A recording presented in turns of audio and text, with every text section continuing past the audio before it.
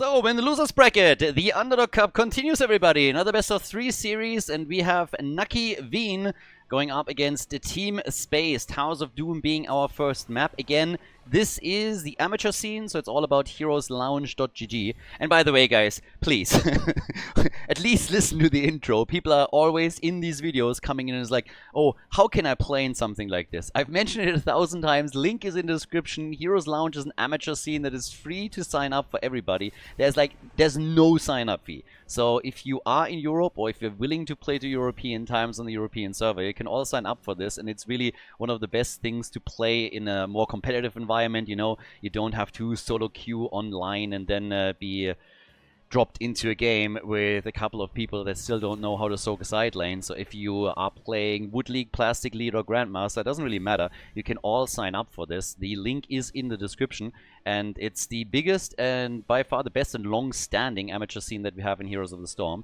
And this tournament is designed to shine a little bit of a spotlight on their lower divisions. So normally when we're talking tournaments, we have, of course, like the creme de la creme. We have the top players in the games, but right now we're focusing on the bottom of the totem pole. So that means automatically that we of course have a couple of really interesting choices in regards to heroes, talents, and also decision making. But it's kind of fun, shakes things up a little bit, and gives you a bit more of a picture also where we are when it comes to the difference between the top and the lower end of the competitive level. But we have some real fun with those tournaments, so we're going to continue. Prize money is put up by me. It's just pizza money that we have here. But we have Heroes Lounge also, of course, organizing the entire thing. Right now we're in the losers bracket. We have a couple of games to go through until we're hitting the grand final. But our first pick today is De Haka. As slowly and steadily the top teams are being weeded out here. So the best of the worst. We got Stukov and Aulfilia, still a fantastic name.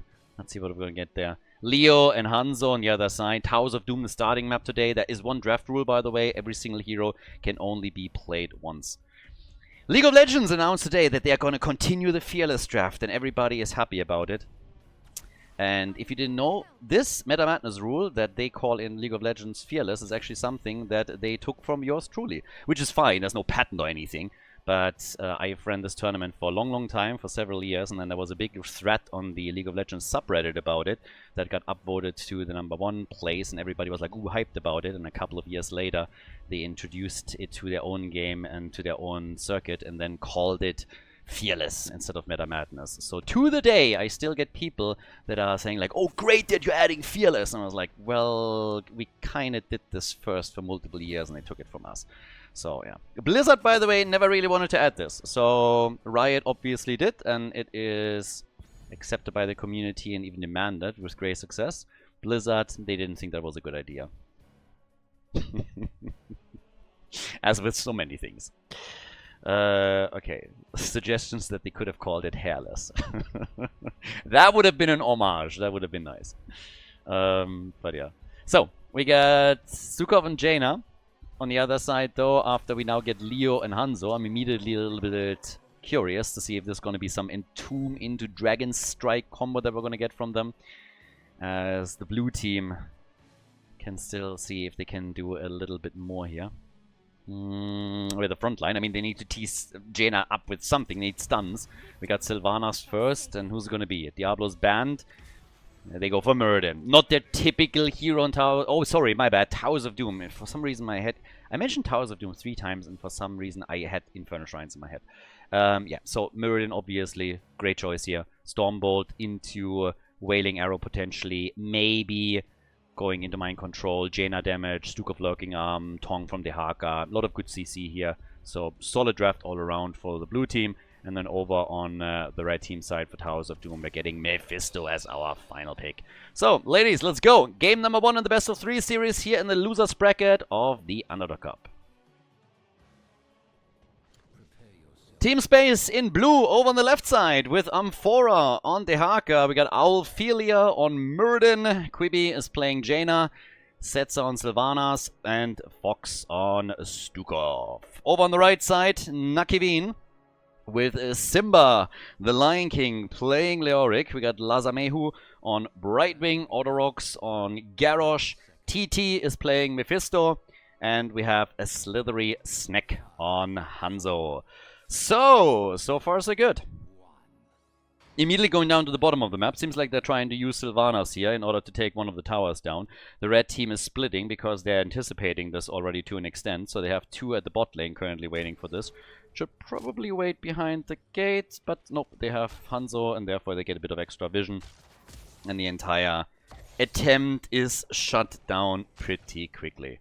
So, as we have on our level 1 talents, we're getting the body check. We have also hyper shift for Brightwing. By the way, in case that you haven't seen the video that I did on my YouTube, Blizzard announced that we now have Heroes of the Storm as part of the Classic Cup at BlizzCon 2026. So apparently we're getting an official Blizzard tournament. Now I gotta say that the one thing where I'm a little bit worried about it, first of all, it's kind of nice that we're getting something. In my hopes and dreams, I see them releasing a hero together with the event just so that they have something, you know, to properly announce.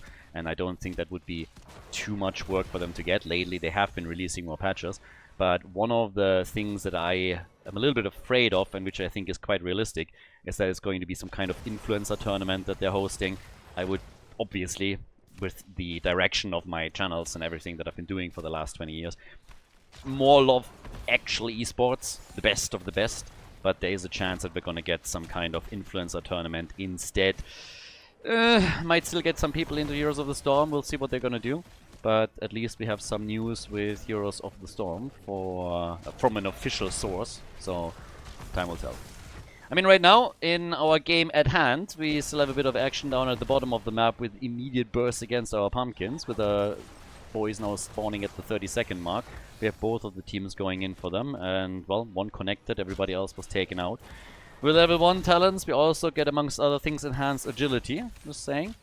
And I kind of like what we're getting from Team Space here so far. They have some pretty decent potential to burst heroes down quickly. Indomitable now for Garrosh, and it's gonna be down to Auto-Rocks at the end of the day how many plays they can make. Muradin is not going to be too impressed if he gets flipped into the opponent's team. I mean, at the end of the day, as long as the cooldown, he's just going to jump out, and that's basically it. But if they have a shot, for example, to get themselves a quick kill, then they will definitely try and grab that. But for the time being, what we're getting is just a little bit of action against Jaina. She's still totally fine. Good pressure from the red team all around. So they have currently a bit of a better position down here at the bottom of the map. Triple altar phase coming up, the first one in the game. And yep, quick flip on Hanzo as he became the target. So already Garrosh paying attention. Riding on his little happy cloud. The love cloud. Talk about a mount that doesn't fit the hero at all. I mean, talking about it, like, what is a worse combo when we're talking mounts? Oh, there's the kill. Sylvanas is gone, but actually a pretty good question. I've never really thought about this. What is the worst hero mount combo that exists? Not because the mount is ugly, just because it doesn't fit the hero at all. I think this particular combo that Auto-Rocks is going for is a pretty good contender here. Channel from Lazamehu is already out. That means that the red team is locking in 2 altars out of the 3, so they're off to a good start here. They continue also this pressure at the bottom of the map that we've seen the entire time from them. And they're doing pretty okay with this. Even trying to... Oh, if they can get that kill, they get the camp too. Oh, Ophelia is dead. Muradin is gone. And that should line the camp up perfectly for them. And this is exactly what we're getting right now. So, yep. They're starting to come in on this. We're having on top of that then also the aggression against the bot lane with the bell tower very likely soon going to take some damage, assuming that Nakivin is continuing the pressure. An early level 7 talent helps them a bit. That gives us the willing vessel for Leo. We're having on top of that now also the Ice Flurs and the Gambit with Feeding Frenzy. So, top side. A little bit of a 1v1 that still continues between Leo and Dehaka, so that's still ongoing. And down at the bottom of the map, seems like finally they're trying to utilize Sylvanas. Well, they've been trying to utilize that the entire time. They were just never getting close to structures so that they couldn't work with it. But now they're taking at least some of these structures out, so job well done so far. Trying to catch up, of course, after they are now trailing with 2 kills.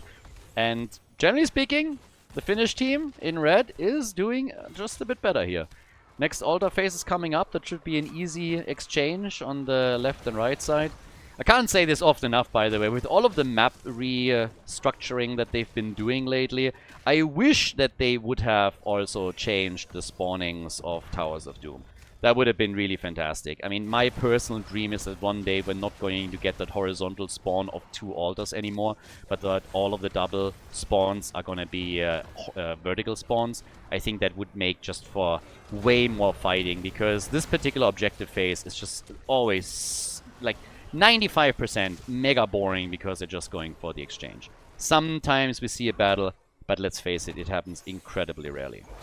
One more kill for the red team, so now they're looking at 3 kills to 0. They have nearly level 10 too, so they're really getting there.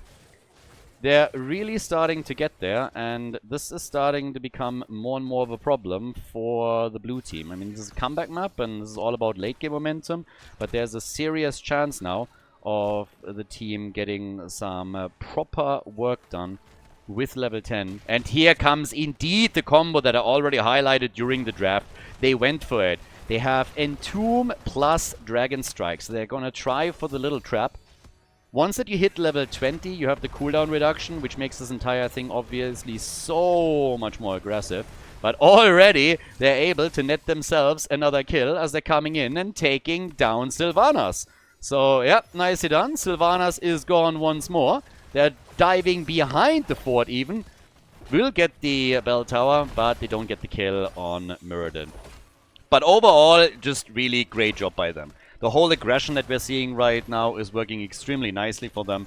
And if they can continue with that lead in XP, then obviously there will be tons of momentum for them. When it comes to just general points on the core, they're not that far ahead because we're just now heading into the next objective. But the third phase is a single altar, so even here they won't be able to pull too far ahead. Both teams now on level 10, which gives us mind control on Sylvanas instead of going for the lurking arm. They already have, of course, the tools from Stukov. We got 10,000 damage for Jaina, top damage for the blue team, compared that to what Mephisto has been able to bring to the table. He's tripling that. I mean, that is brutal. That is really brutal. So, now another quick shot here. Ooh, ult missed from Mephisto, but they're starting to make the play once again for them. Strike, the Dragon Strike not really doing too much. Leo wasn't really here to lock the targets down or anything. But they can still zone them away, and as long as you maintain the control over those bell towers, you find yourself, of course, in a pretty decent spot. The red team has mainly farmed Sylvanas throughout all of this, so that's already big. Blue team will eventually get that bell tower back, but the longer they struggle to reclaim it, the better, of course, for Nakivin, who are again trying to take some pumpkins. They only defend with 3 though, which means that they have to be a bit careful that they're not getting overrun here. That bell tower does not have a ton of hit points left. But things are so far looking okay for them. Level lead, ahead on the objective. And now the bell tower may be still under their control. They're trying to reclaim that. Good damage. This is a 3 versus 4. But the red team is doing okay. This could turn it though. Garrosh gets locked down and killed. Jaina is low. Sylvanas nearly died earlier. Muradin is also about to go down. But they all survive. So the blue team is able to keep their heroes in play. And hold on to the push at the bottom of the map in their attempt to take that bell tower, and they are able to claim it. So the bell tower is finally retaken. Helping, of course, are those minions that just got inspired by all that bravery. It's actually kind of funny if you're thinking about it. That inspire buff, if you just go into like lore world for just a second, then it's just like every single time that you have a hero around to attack structures, all of the minions are just going like, woo, let's go. They're totally hyped and they're super excited. I wish Khaldor would still make videos about Heroes of the Storm. I think you could meme that into oblivion. Could make so many memes about this. Channel for the red team. Not happening here. Blue team is catching up a little bit. And Garrosh! My boy Garrosh is taken out again. Oh, the Dragon Strike value right there. Nicely done. Not only do they take Jaina out, but then also Stukov. So, yeah, that was a sweet one. Garrosh was the first one to fall, but after that, the ult was just too much. And boy, they really locked them down there. And that's all without Leo, who I assume they want to use in this combo later on in the game when we're talking about 5-man pushes. Leo is down by now. But it's an interesting little situation that we have now here for ourselves. 6 kills to 2. The gap in experience has been severely closed though. So, pretty significantly. And in the meantime, we have in the middle, quick attack here with Simba, the janitor, just taking them out one after another. Down at the bottom of the map though, the push continues as the red team is trying to reclaim that bell tower once again and grab it for themselves. Once that they hit level 16, that would make things definitely easier for them. Good connect with the pumpkins already. Mind control missed. Might still have a chance here. And Garrosh is looking for targets. Gets the taunt out, but where's the damage? Hanzo not using his ult. Look at that little trader over here. Look at him.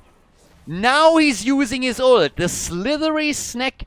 He's called slithery because he is a little weasel that just backstabs his allies. He could have used that ult ages ago. He had a perfect opportunity here to tie that up with what Garrosh did and help the team out. Instead, he just ran away. He channeled his inner Anduin, ran away from the fight, and then he turned around and threw out that alibi ult, just basically saying like, I did something. So, I'm onto you, my friend. I am onto you. Yeah, we've seen what you did here. You don't have to hide here. Sleeper Cloud as well. Yeah, somebody is asleep on the wheel. Get that man a coffee. Something is definitely wrong here. The blue team, though, good for them. They're starting to catch up. Gap in experience is nearly closed. They also have now 19 points on the core against 20. So, all of a sudden, we're looking better and better for the blue team, considering that they were pretty much getting wrecked at the beginning of the game. Well, this is quite nice. Now, we got the double altar phase coming up. The vertical spawn, thankfully.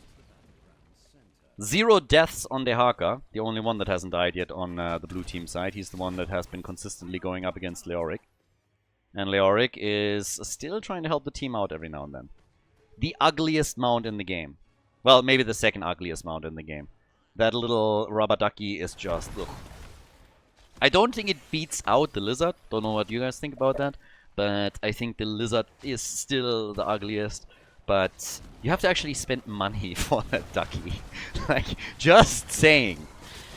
Oh, there are people that spend money to get that mount.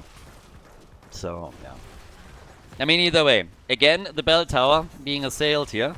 So, they get damage in on it. Easy. Couldn't quite claim it, though. If they would have been able to get that bell tower right now, the next objective would have been even better.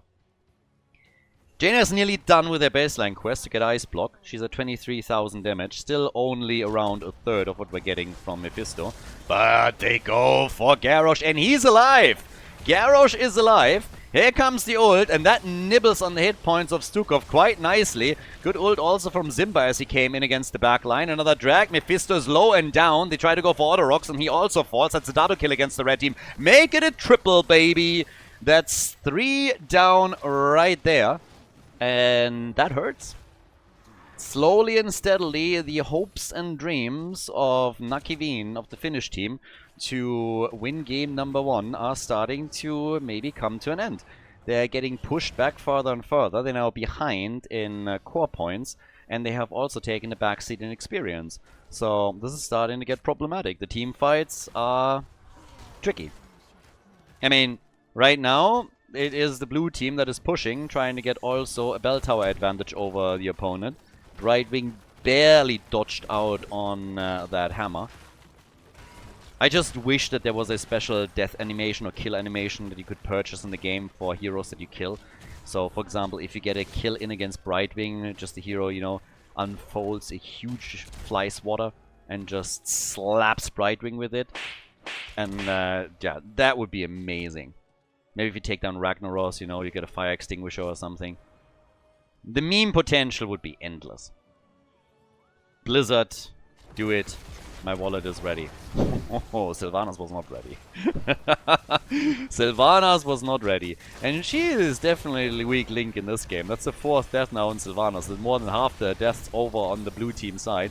Another nice ult from Hanzo. My boy is doing work over here. Look at this. They're getting 1 kill, they're getting 2. They're absolutely wrecking them right now in their team fight. Maybe Nakivin has still a chance after all. Once they get to 20, Hanzo is also going to get his cooldown reduction. And the way that he's playing this could actually mean that he has a chance of, you know, YOLOing a few of those out during a big battle and getting the team into a good spot. The altar over here is nearly ready. Both teams now on level 20. This should be a freebie. They could technically... I don't understand why they're not pushing for this. They have so much time. I'm not 100% certain why they wouldn't get this first. That's one additional point, but they could definitely go for it. Now they're going for Muradin, and that's a kill. Muradin, done goofed. No. Don't take it yet. Don't. Yeah, good man. Good boy. Woo! Nice. Alright, there we go. So they get the bell tower first. The channel is happening. And that's 5 shots fired instead of 4. So 14 points to 12. And the bell tower control, of course. There's also a boss up on the map. So technically you could try to go for that. Or get yourself another bell tower. Either defend the bottom bell tower or go for another one and just trade. That's another thing that you can do. Bot lane is a little bit more important. Here comes the ult. Look at that. Hanzo definitely went for that coffee that I suggested earlier. That was a way better one right there. And then he commits Sudoku and gets killed a moment later. Jaina down, Garrosh down. It's a slaughter. And Leo is using his PhD in PvE to push the mid lane a little bit. Leo is right now memeing the bronze player that just says, look at my siege damage. I'm helping. It's like, dude, you need to join the fights. Look at my siege damage. That's a specialist main right there. I'm honestly so happy that they removed the specialist category. That was the biggest thing, like people that identified themselves as specialist mains. The absolute cancer of the game. And I understand totally that there's a couple of people watching right now that are frothing at the mouth at this point. It's like, you don't understand anything.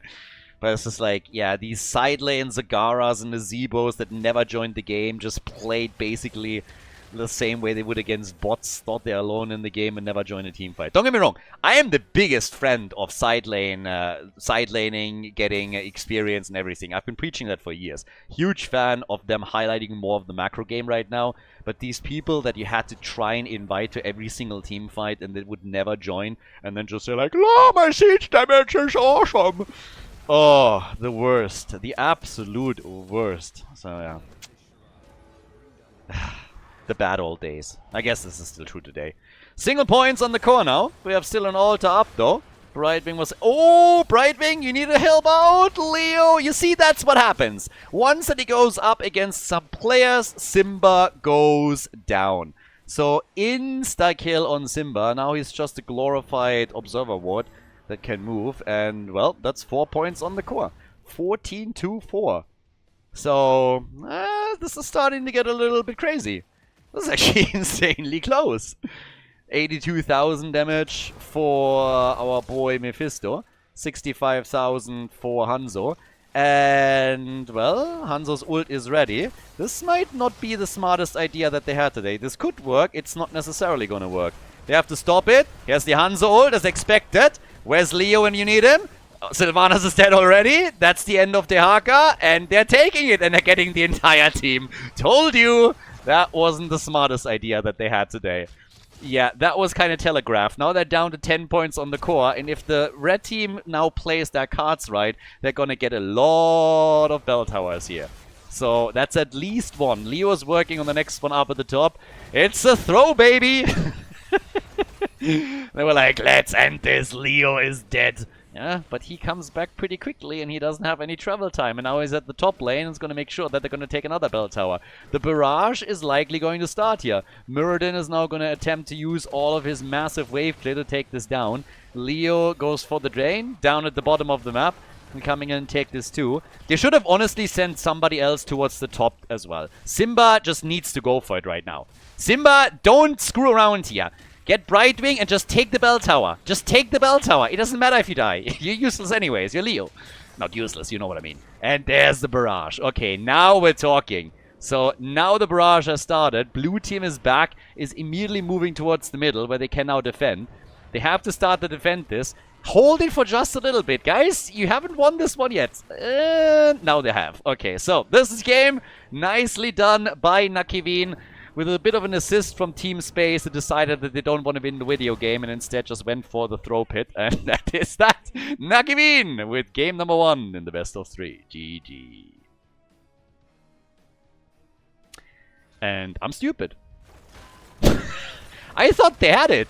They lost the bell tower too early. That's why I said they have to defend. Okay, I thought they had the extra shot. My bad. I thought it was already on the way. They kind of screwed themselves here. It's a double throw. First, it was a blue team throwing, and then the red team decided that they don't want to defend the middle. I could have sworn I saw the shot on the way. But, again, I'm wrong. They got it in time. I still don't understand why they didn't defend. Okay. Yep. So, who throws harder? I gotta deal with the pumpkins here. It's a double altar coming up next. Dehaga could interrupt. Depends on who gets the position in the middle. But, yeah, right now, with that, we're having the little attack over the top. Nice ult. Once again, the combo is real. And there it is. The double kill. Muradin and Stukov are gone. Leo dies just to be nice. And this is it. The pumpkin connects. And with a bit of a delay, Nakiveen takes the lead. GG. We're going to head in game number 2 in a second. Guys, if you enjoy the content, if you like the coverage here, please subscribe to the channel and like the video. It really helps to spread the videos to people that were interested in Heroes of the Storm in the past and might rejoin the game. So spread the love a little bit, help to promote the games here, like and subscribe, and I hope that you enjoy the rest of the series. Infernal Shrines, map number 2. So we had a bit of a double throw going on over there, and also me apparently seeing things.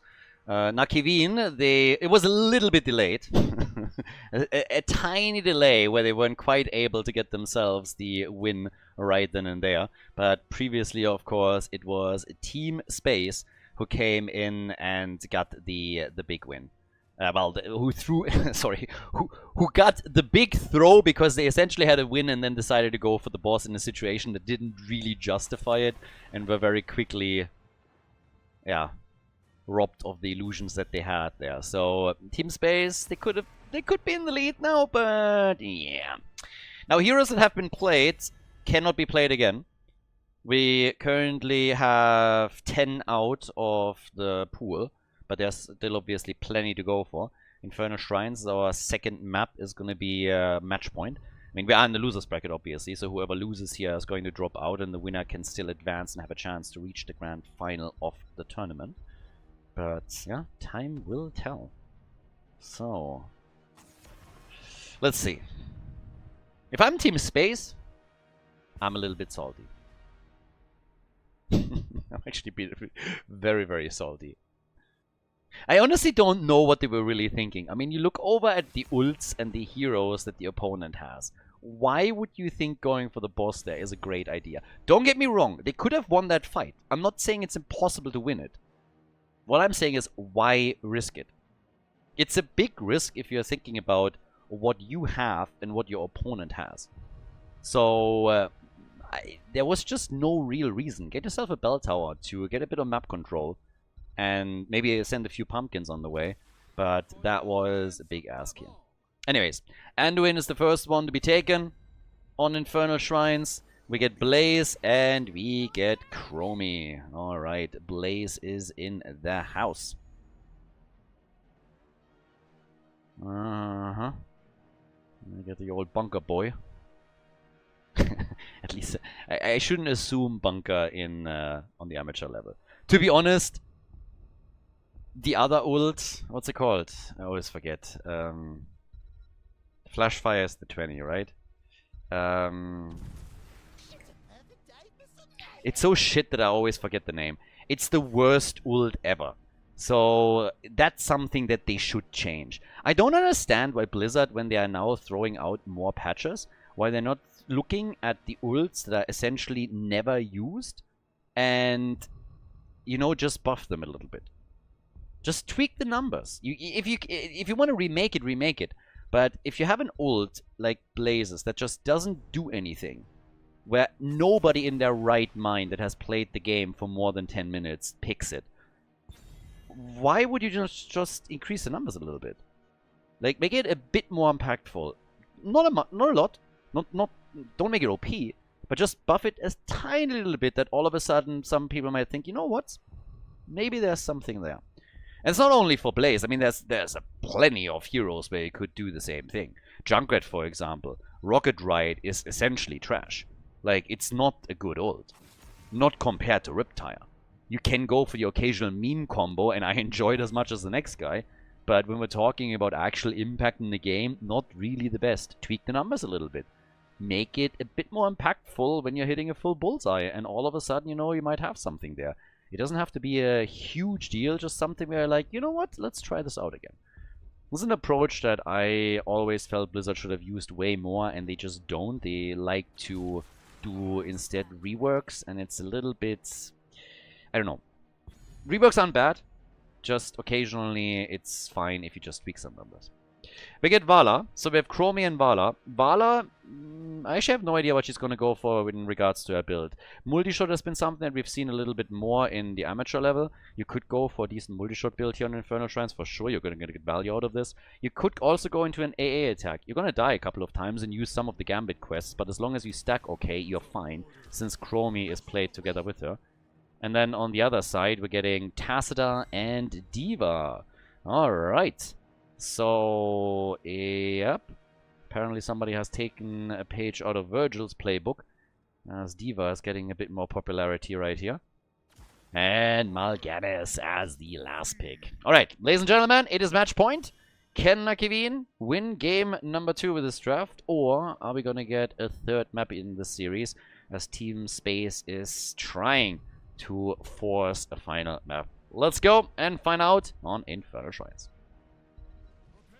Team Space in blue on the left side of the map with Blaze played by Amphora. We get Quibi on Chromie, Owlphilia with Mal'Ganis, Fox on Rhaegar. That's actually fitting.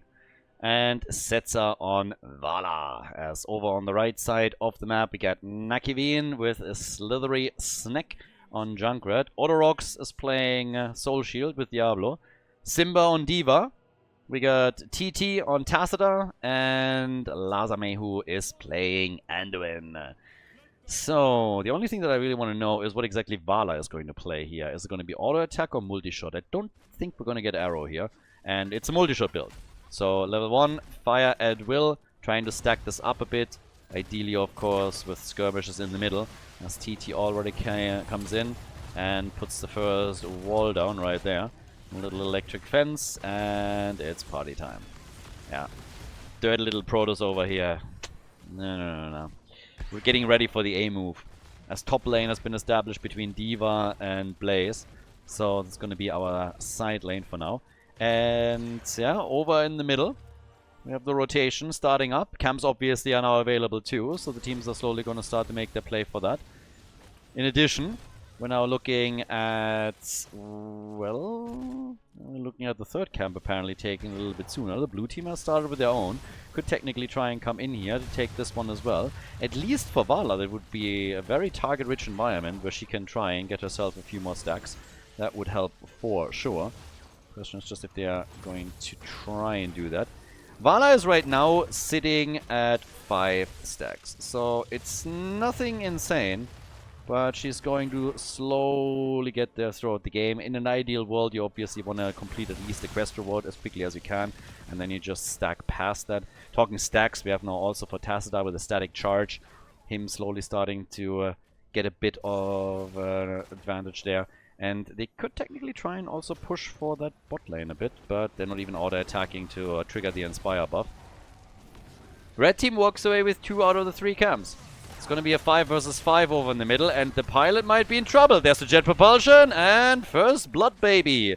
Rhaegar came in for the final hit with a quick lunge, and took the kill. So, yeah, nicely done. Team Space with a bit of aggression over here. I like it.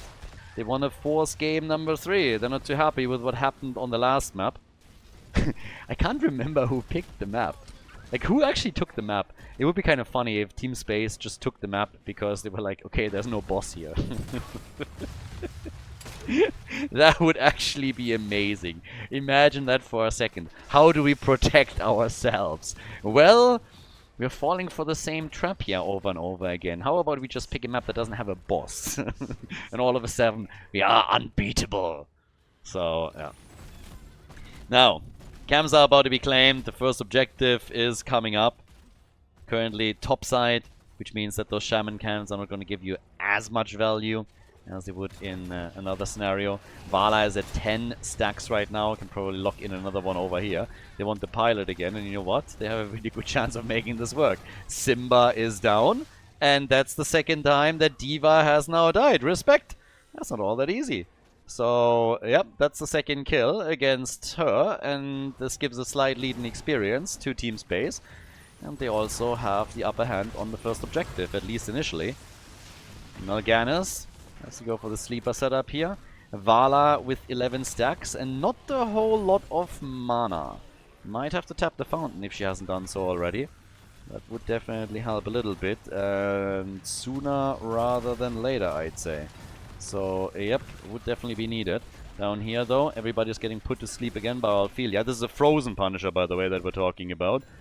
And the red team is starting to get some points, and they get a kill. Vala is down. Great move from Tassadar in particular, who just absolutely threw a wrench into the plans of the team. So, yeah, he did great there. That was a nice little wedge that he drove between them and allowed them to get that kill easily, and they're actually getting way more damage in. I mean, all that AoE that comes from Tassadar in particular is just crazy, and then Junkrat on top of that. So they take full control of the shrine and are getting closer and closer to locking in the first objective. They are getting it. They're taking objective number 1. Great job by Nakiveen. Yeah, they're doing work over here. Good for them. Nakiveen with the big plays, and the Punisher takes Vala down. Vala hunted down and eliminated by the Punisher as he goes in deep. So now on top of that, Ophelia might be the next one to fall. Tries with the mobility to get away. Jump on Chromie. That Punisher's doing work. And that's the kill. Nice. That Punisher has been, I mean, paid for sure. They upgraded it somehow. They paid some extra money to Blizzard, and all of a sudden, you know, it got some extra abilities, a little bit of a cooldown reduction or something of the sorts. They are taking down multiple heroes with that push, and they eliminate the fort. Talking about amazing first objectives for the team. That was pretty awesome. They try and go for Blaze, put into a corner, thanks to Tassadar, and that was quite nice. I mean, honestly, Tassadar is an absolute specialist over here. One wall after another.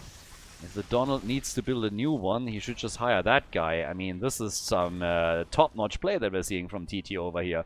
One wall after another, and he builds them like no one else. It's a beautiful wall. It's the best wall. The wall is amazing. Everybody says so.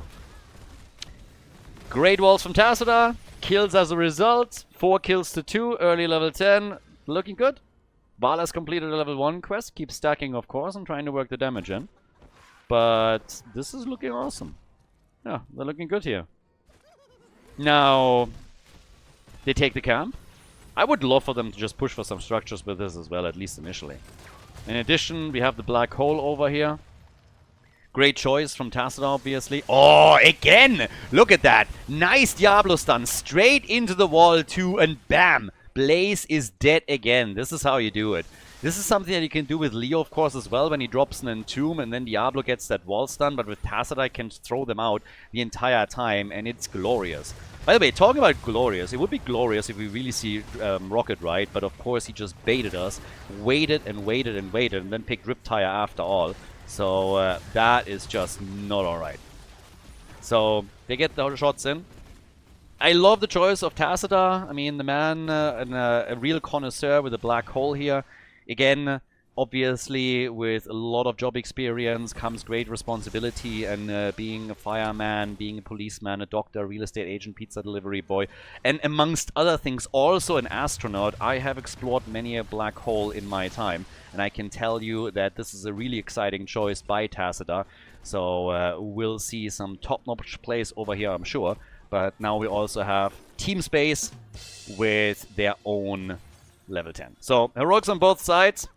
Still a couple of shots fired. 5 kills to 2 over here. Blaze alone at the top lane. Red team still hunting for the next one. And we'll see how far they can go with this. Well, I was just waiting for another Tassadar ball, to be honest with you, and for Diablo to make another approach. They did this so many times now successfully that I'm a little bit spoiled, I'd say. So, yeah. With that, top right, we're having the next camp claimed. And this time, this is going to give you more value. This is great timing for the red team. Well, okay, the timing could have been a little bit more crisp, don't get me wrong. They give at least 10 minions up to Team Space, but just having that camp now at the top lane together with catapults is already great. It's a bit of choke point control that we're getting from Team Space, which makes it pretty difficult to enter. But they're now starting to come in with D.Va, creating some space, getting themselves a couple of minions too, and starting to push them out here. Level 13 talents are giving the red team another lead. The 2-level advantage that they're rolling here is also great on the stats. Another stun into the wall. Instant Ancestral, the black hole, and the barbecue play nearly eliminating Vala, who barely gets out. Alphelia also on the run, but the Mortar Punisher is taken. Team Space. They haven't lost anyone, and they get the objective. Good for them. Now, can they do anything with it?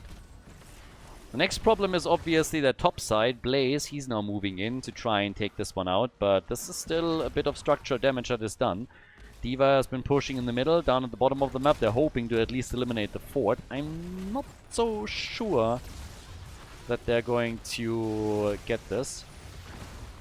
But yeah, so with that, we're now having 2 kills to 5, 2-level advantage still. So they're maintaining this the entire time. 27,000 damage for Tassadar in particular. So he's the top dog in the game, followed by Chromie. Another camp is taken. There's one still available, so technically with the talent advantage you could try and make a move for it. They tried to make a move for Rhaegar, and that nearly worked out. The wall may be a bit too late this time. Shouldn't go into that choke point, to be honest with you. So, yeah, that's going to be a little bit tricky. But, well, I don't know if that bunker jump was really needed. Here comes the play for Blaze again. Bunker's already out, so a lot of the cooldowns used. Vala with 21,000 damage is actually starting to threaten to get a bit ahead of Chromie. Has 38 stacks now on her level 1. So she's getting there. Now Vala is getting good damage out of this. Yes, the light bomb, and what an engage, and the follow-up. Beautiful. Quick kill against Vala. They were trying to go for Chromie too. They barely miss out on that second kill. But they have everyone, or a lot of guys on the blue team low, and can maybe push for that fort. They're already in position for it. They maintain that 2-level advantage, even extend it now that D.Va is moving towards the middle and top again. But you gotta give some credit here to Nakivin. They are pushing the envelope. They're really looking to get that 2-0 victory here. Especially at the start, it started to look a bit iffy. Team Space came out swinging. But once that we had Tassadar and Diablo working in combo, things started to become difficult. So now over on the left side, we got Simba.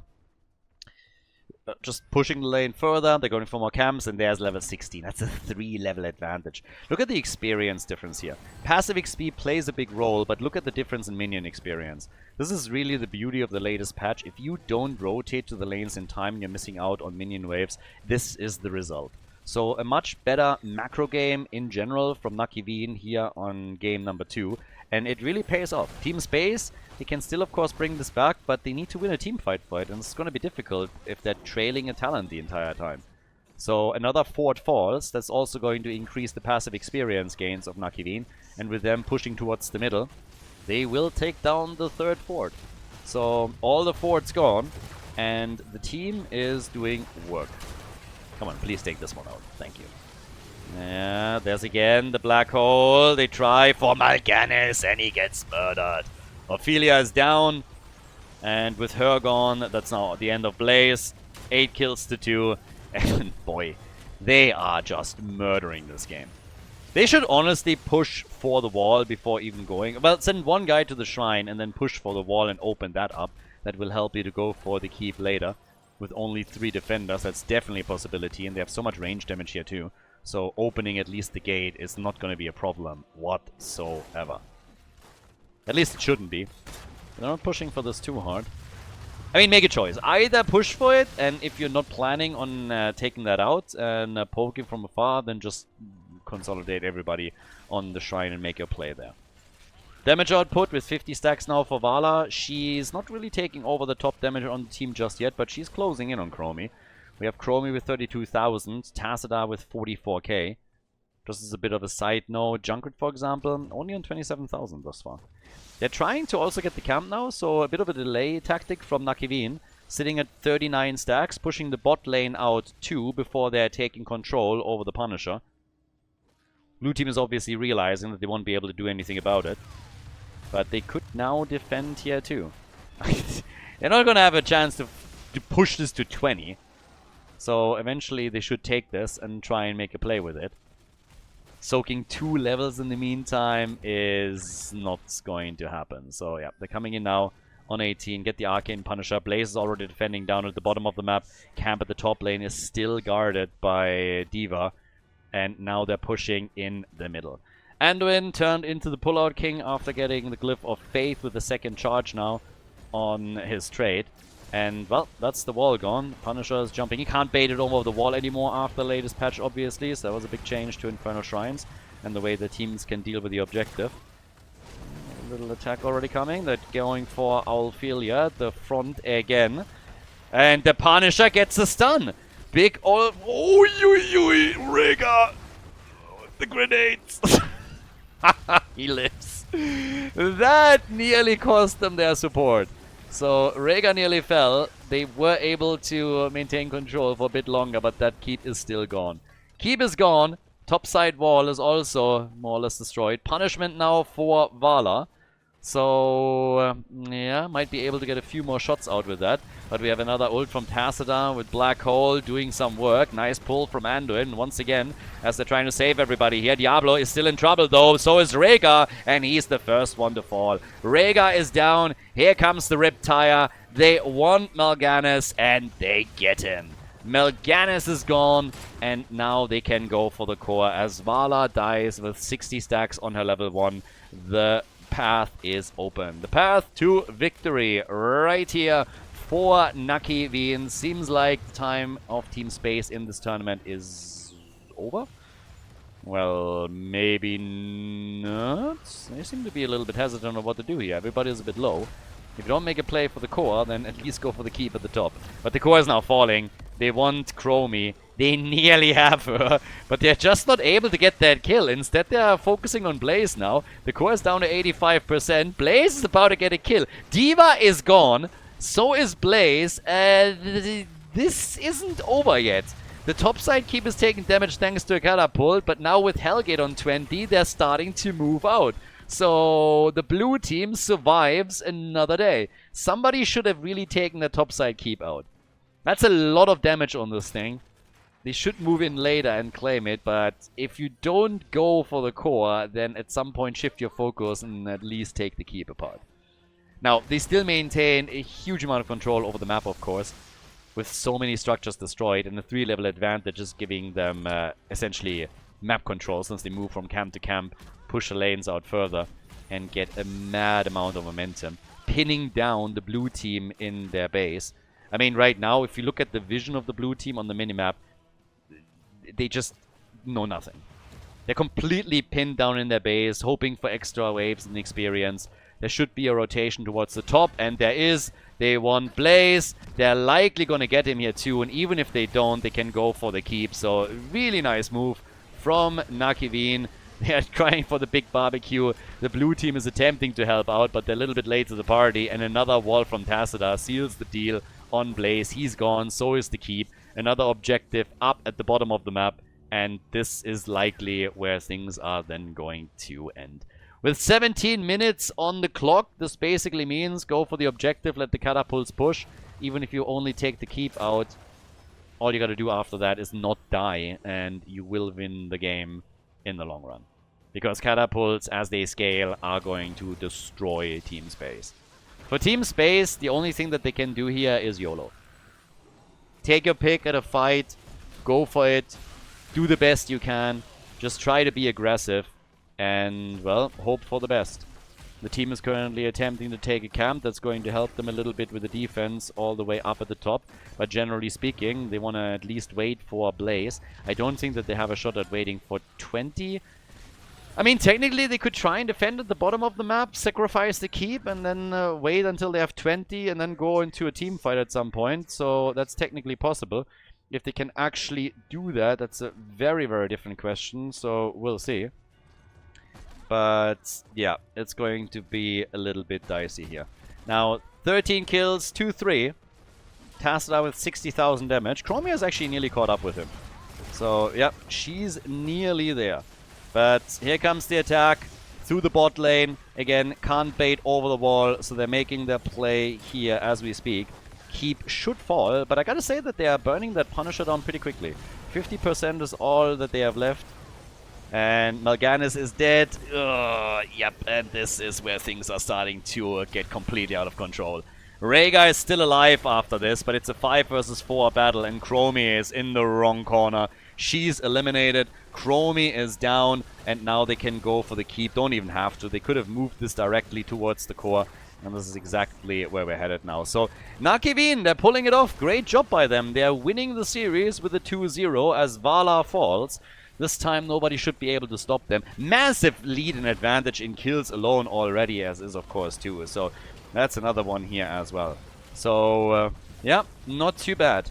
Pretty interesting game here from Nakivin. Game number 1, they might have gotten a little bit lucky with Team Space throwing, but here they showed up in full force, take the series and move on to the next round of the losers bracket. Nicely done, GG, and well played.